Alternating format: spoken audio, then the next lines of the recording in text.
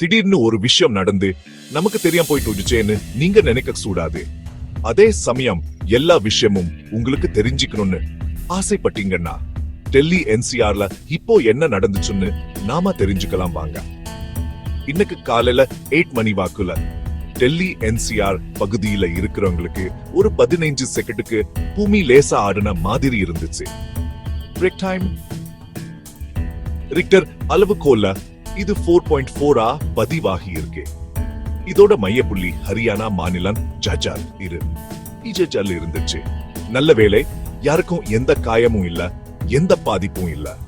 ஆனா நிறைய பேர் அவங்க சொந்தக்காரங்களுக்கு பயத்தோட மெசேஜ் பண்ணி பேசிருக்காங்க.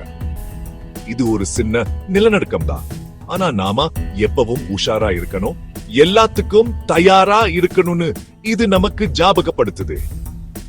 நிலநடுக்கம் எப்ப வேணாலும் வரலாம். அதனால பாதுகாப்பு விஷயங்கள் தெரிஞ்சு வச்சுக்கிறது ரொம்ப முக்கியம். பத்திரமா இருங்க, எல்லா விஷயத்தையும் தெரிஞ்சுக்கோங்க. அப்புறம் இந்த நிலநடுக்கத்தை உணர்ந்தங்கிட்டு இதை ஷேர் பண்ண மறந்துடாதீங்க.